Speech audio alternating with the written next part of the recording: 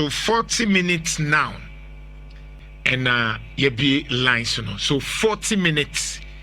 Callers, near your delegates, supporters, sympathizers, and floating voters.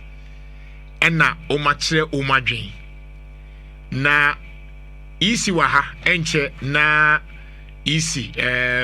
Our head of research, Eugene Osetutu, a day update abraye. Una auto waba. Dienti auto waba. Dienti yes, and say medical catcher say injishemu biano ye wo adwempa o de tertiary and we friend philosophy. Enti wona ya omo research no ya na tai wo chapter 3 ho no. Na ye ka research philosophy a. Research philosophy ne ye inhwehwemu na wo ye no adwempa a tertiary a o de eye. Enti ye wo ba ku bi a ye friend no positivist.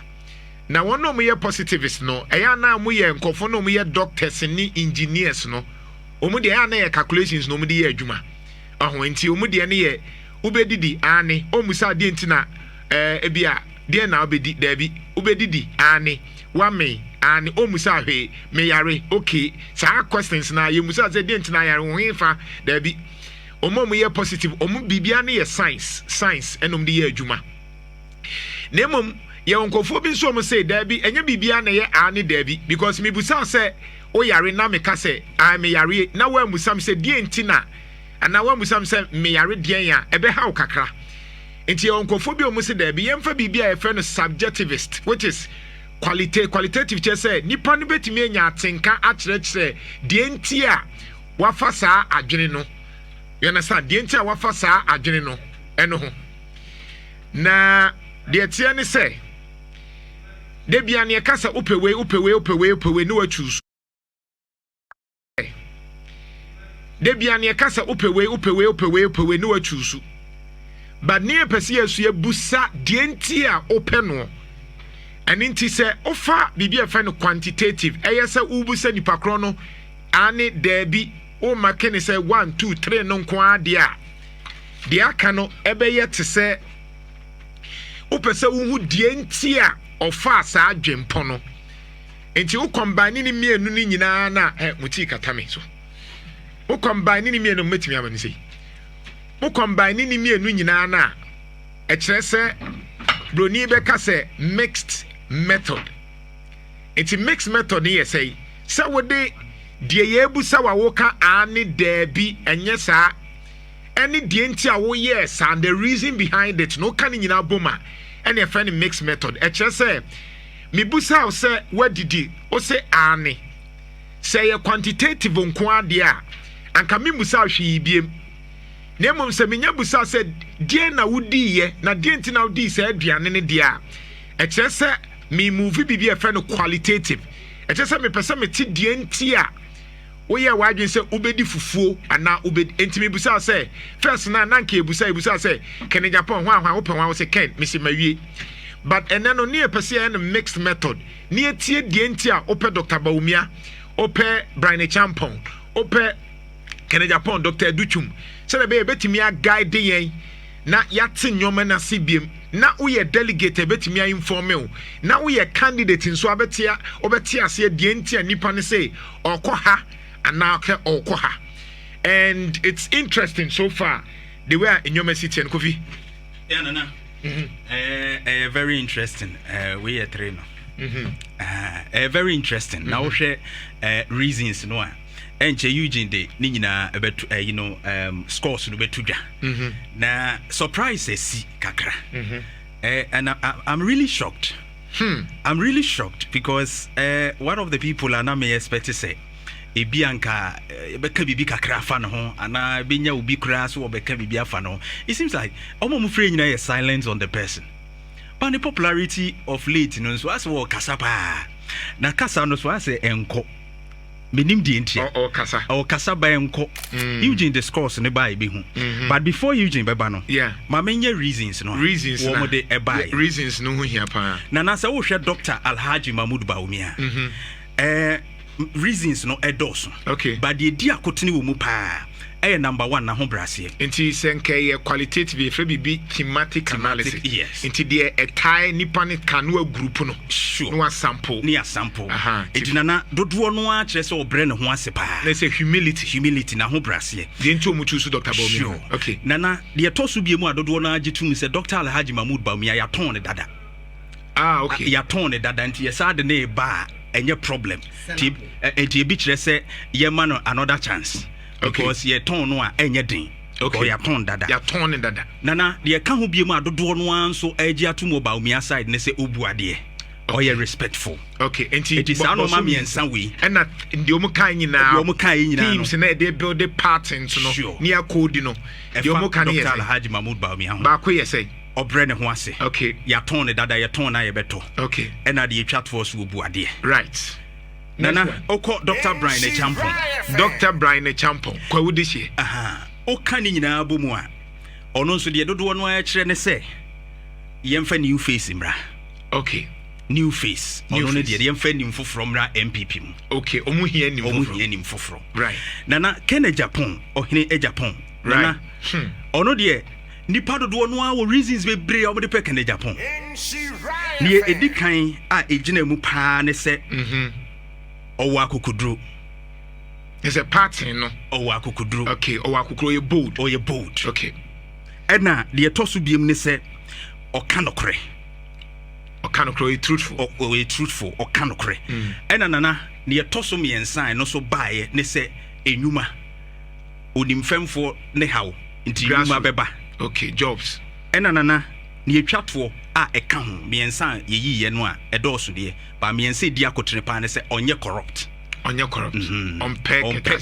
se share dream kankan sana dodo na anim no omomuto aba no to ye bold okanokre ena on pekata se share dream kankan ene di Kennedy Japan de animu akotre pa okay so now we are here comparative analysis of those adjectives no ni themes na ye build day you know because pattern no efa Dr. Bawumia de ne chese oye obre ne ho ase afi nso ya ton ne dada oye popular dada ena afi obuade I don't need teams no okay ensure the patterns for Ken Ohene Japan so de no eso wo kanokre okay enti akokudru ne dikan na eso wo akokudru right afi okanokre right ena eba nnwuma so onim femfo ne hawo obebie nnwuma enti eno so ya de a ehia omo ena Brian Champon de ne yese omu hia new face edi mu akotre na se wokọ mamemfa weni emransa na the other one aba Dr. Yaw ose edutwum yes ono nso ne de no ne edimu akotene pa no yese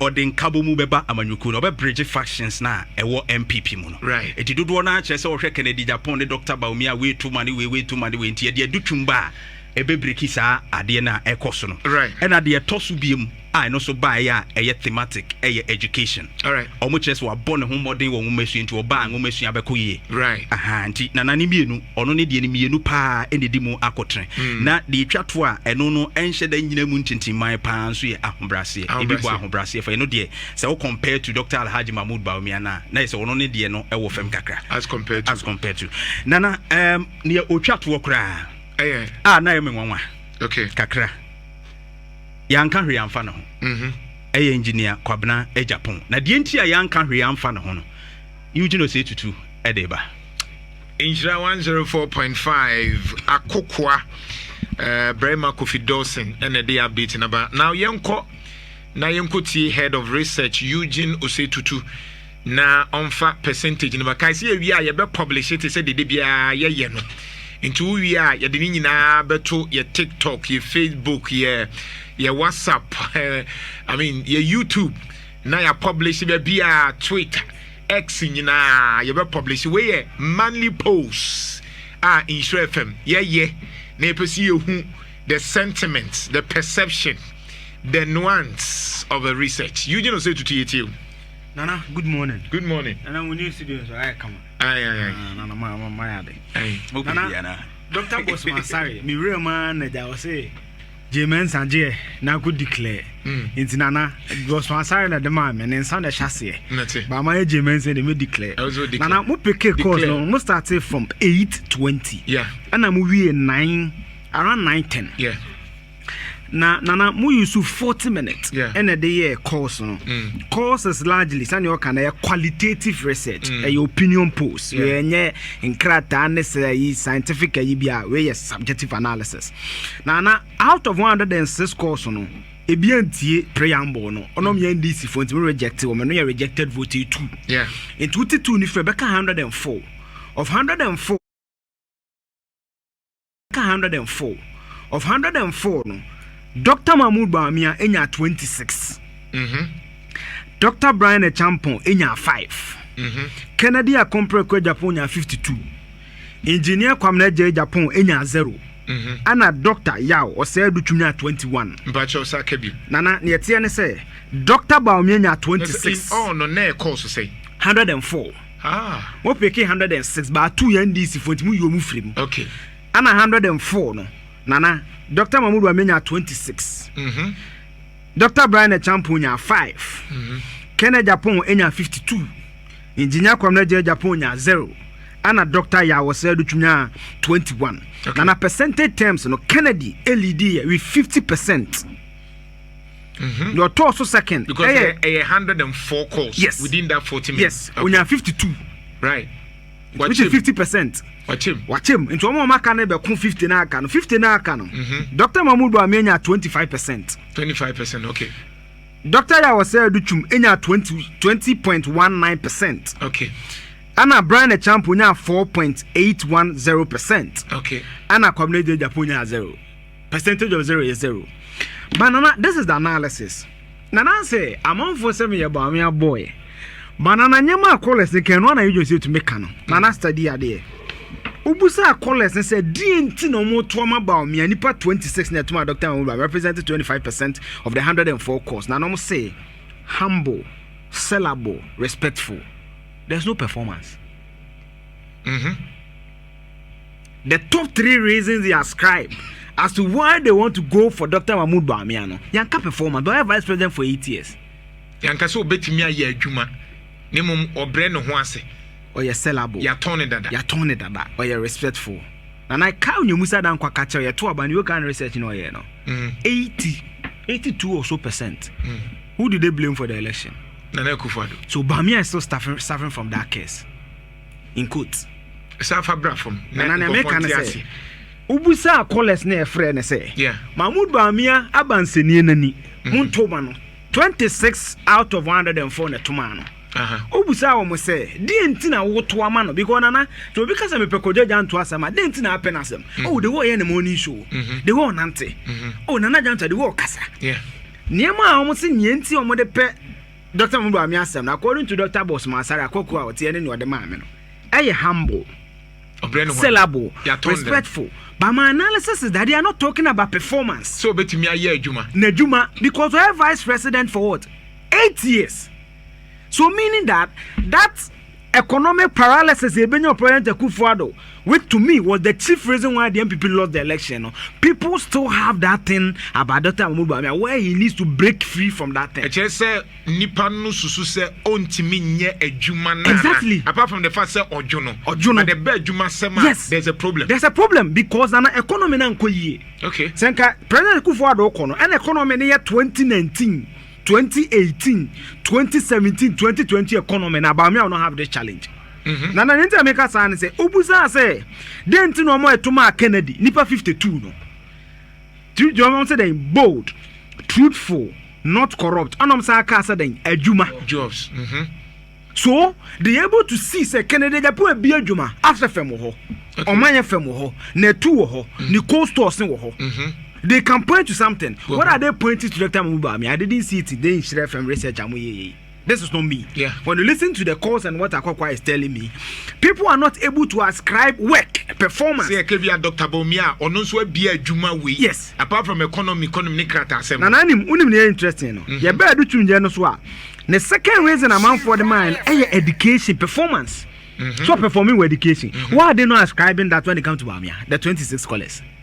But they are based on humility, respectability. I'm not saying that these attributes are not good. So elections they are good. But now we are going into an election where to be a comparative analysis of the records. say bia baba beto ne ebia NDC for still amugu so aye adwuma dollar yakọ which of course the reason why yes ne nim said baumia betimi aye yes nana eno nim de bia me kasa mi tro say ne ane e ka ni mole form of no Kennedy no omotina see nana hade omo ye Kennedy is like edu bre champion so no who do bre champion that's why nana you fear delegate edu bre champion no do you know what they could do research we so be tia it costs a lot of analysis edu bre champion there the only reason they ascribe was that oh on any fresh face awoba some of champion see a serial entrepreneur or hotels or hotelier or businesses why didn't they ascribe jobs to bre champion? There's only one person who actually said will be eduma. But most of them were saying that for Kennedy Japan. Why? Because then a Kennedy akasa or visible akasa. Why Trump? Yeah. Trump no no media. Me one so Cabrane Champ will be a juma be more than means so cracker be Kennedy. Nana so and Trump would any bino. Yeah, Nana Trump would any bino. Anna Kennedy ayen. Okasa.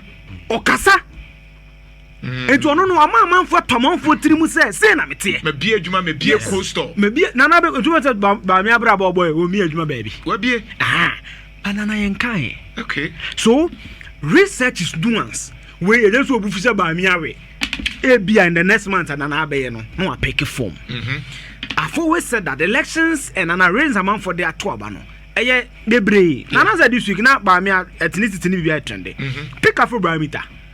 The reasons people voted no, the last two, ethnicity was there, religion was there, so don't discount it. So the reason is, nana in fact, Afrobarometer research no me phone in my phone come the trail. The key reason why I Ghana for on the top of 2024 candidate honesty. No credit. For my phone, nana tell reason amount for some the better, but and that candidate in the boss any.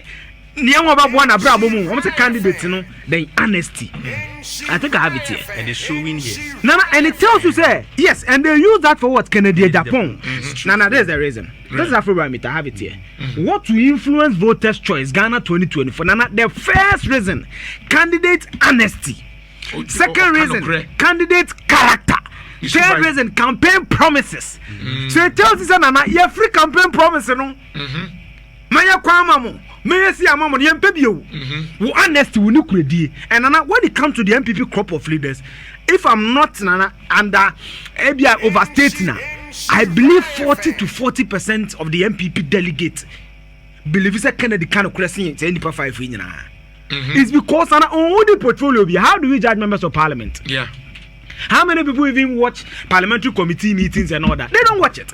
But they've seen Bamia's performance. And at the twilight of a crucial election, they saw domestic debt exchange. They saw rising cost of living. Now, in fact, and then exactly 1 year, a question Dr. Mahmoud Bami won't pick with any questions. Yes, and then exactly 1 year. So they saw that the rising conditions, now inflation you're saying, and inflation you're saying. So they've seen Bamia and they are basing Bamia's performance and reducing everything to Oya humble. Or you're sellable, or you're respectful. But when it comes to Kennedy, because one also Kassan Eduma, yes, and then when the performance, when it comes to government and Kasano, they are using what? Jobs. Bold, truthful. Bianca Kennedy Obama position man go as attribute to it. So because he's seen as an outsider within the MPP. Because Kennedy position man another but it is also not fair to say Ken onye minister no enti na yetimi kasa but onye minister no ne kind of suban bi till now be a perception and nkofo so wo wa abontene say na koma we say utimi didi nkofo atem no na wanye minister ninti now we are judging them based on say when we are ministers because we are minister udimi na onyoma bi a wo pe untimi nko kasa yi 100,000 me de akoye we and Nansen Basantali or call public accounts commission we say all of a sudden ne kasa ya sesa because now that you are CEO won't mean kasa to say obia uye chobo don't you think say Kennedy and so because say wenya sa kwenya no no na say wenya nana ono na anye but nana I say it comes to everything so how do we judge for example Educhu my minister what you say then oye minister ye dey ya asembeba ba kumienu Baumia ye vice president I am sure say Kennedy Japan vice president at that time based on the enimna he might have also suffered the same fate of Bawumia. Nana, you are right. You see, in fact, with some of the analysis, Nana, whoever the MPP in December 2024 election will lose. Fitch said it. EIU said it. NCC gave a glimpse of it. Afrobarometer gave a glimpse of it. But Nana, EIU has the track record. At least one presented South Africa BEM. One presented Botswana BEM. And I am on show host. The advantages you have, I don't have. Yeah. You have the biggest market in Kumasi. Yeah. I don't have that. Yeah. That's advantage. Every woman Nana, what they so true to say me. Yeah. So everything has pros and cons. But I'm a vice president, and when I war chest, in and a vice president. I'm on for better than from opportunity on the table. So people will also come to you to serve you to get those opportunities. Yeah. They'll pledge their allegiance to you. Nana Benyasika. Yet we can say about member data when Jessica. That's what I mean by watchers. So watchers about human resource and also financial resource. Yeah, and we is our support. Yes, but Kennedy Wechida, Nana Bamia so the another advantage say a human koya because Nana about good size of a kufa they can attribute same to Bamia. Yeah. About bad size they can attribute the same to him. Yeah. But about Kennedy, me outsider. The only but how do we enemy Busa say so the question is that didn't was see a judge based on say we are new minister at least omunyina servo abaimu yeah Kennedy upon Dr. Dr. Bawumia Dr. Edutu yeah omunyina serve yeah enti sankoma krabetimi aye bibia na akufado issues intino affect you yeah. Then we are comparing that performance to somebody that onya free role and free will. And Nana make us say how people decide who they vote for, who they support today. A nuance. Nana Edutu Mama ye minister no atina no kasada. So we will judge him based on the ministerial work. Right. But I mean, the only thing proud to be vice president Supreme Court. You and I were not there. Testimony, no. Right. Based on what we know, they call judge, no. But Nana Kennedy has long been in the politics. Nana what I say. So that's what I'm saying. That the reasons vary. Yeah, got two crucial elections, Nana. Who someone for today no beji so there talk about one kase campaign promise. The key reason said the candidate in honesty. So Nana, it also tells you say the reasons why people stand to vote for a candidate, you know, assasa. Okay. And to a candidate, who need no cry. Nana, even buttress what I'm saying about Kennedy. Say, I'm saying bold, truthful, not corruptible. Nana, honestly, they will be a kind of cray. Yeah. Obvious me say, and say. That's what they've seen of Kennedy. And Kennedy's advantage is that on not yet you know to me boom, mammy to me mekasa. But would it be the same thing given the opportunity? Because it is easy to say ube boom outside. Nana, we can't tell. Compared to, you see, the reason why I'm bringing all these things in is say, of course, the baby Ejinano, we can ask questions. Yeah. And we know, say, in politics, no, there's a Trump outside politics and Trump now. Yeah. So we should Trump okoba yo kotena fie na nkofo nim say papa no na adwen bi aye normal kakra. Yeah. But we know now what Trump is doing when he became. Yeah. And we know the past of Kenohine Japan. Yeah. We cannot rule that. Yeah. Because you see, I've always said, we are popular we inside. We are PR. Yeah. Yeah. And a Ghana ninin so in semi wakai. Yeah. And we know that second in supie no motomana. There's danger ahead. Yeah. The danger is there. We take Uncle for now. So. Yeah. And obviously they'll be using against Nana Obia with danger. No, but if you look at the danger. Nana, that is your view. Someone, the 52 callers who be on say, Henania the neba on many more issues are. They also find reasons to counter what you are saying. Which is Dr. Mahmoud Bawumia Banawa. What different thing is he come to campaign on? The same thing he campaigned on in 2024. That's the same thing he's coming to campaign on. There's nothing new. No, but so bet me say right now. A year or no na eba. There are a lot of 2024 no na buy. But when they come back be church. Nana February 2024 UPS stage in the sono. Or catch it say, or a man of new own vision. Yeah. Or presenting manifesto. He was rejected at the poll. Because at that time Ghanaians were tired. So obviously it is always like that. And that's why I told you say. The conventional 8 year cycle you had when in the fourth Republican dispensation, there's been hegemony. Right. A MPP and DC. Right. It changes 8 years. Right. Obi and MPP then baby I'm the papa ko focus and be jank on struggle. Right. That's allowed. But I'm saying say the key reasons why the MPP lost the election was the economy. When you analyze the MPP Ashanti regional version of the report, okay me who here. Now what did they state? The economy, inflation, rising cost of living, CD depreciation are there. What was Bawumia's trump card before 2016? But don't say a man of Kwama Nanya. Oh, Nana, what if say man? Nana systematic. Okay. His trump card before being given the role as vice president was what? Nana then anim Bamia for in opposition. Economy, the Kuya and Kuyi. Yes, a man of Kwama. Nana, oh, Nana, I'm coming. No, let's be fair to him. There have been countless occasions a drew be no so say, and your man be brew or resist, but your man of Kwama Nanya. Nana, agree. So let's be honest with him. Nana, I agree. He is the mate. Yeah. And not the driver. Yeah. I agree, but I'm saying, say, the ordinary Ghanaian, Dr. Mbamia knew he was going to be the mate. Okay. He championed the campaign based on an economy. Yeah. You knew very well in the position that you'll be the mate, you'll not be the driver. Yeah. So if the economy falls apart, you cannot come and give me a post-factor rationalization, say, na me driver. Right. So none of that says, Obi the Kennedy bar, na time did you do in NDC bubble. It's not as if Kennedy is clean. Yeah. And it's not my public admiration for Bamia is public. Yeah. I've said it today. So when election end, Bamia will win. But we're analyzing candidates, not my personal something to him. Yeah. So I'm only saying, say, Obi are the baby issues. Yeah. Now they've even started talking about Bamia's ethnicity and religion. People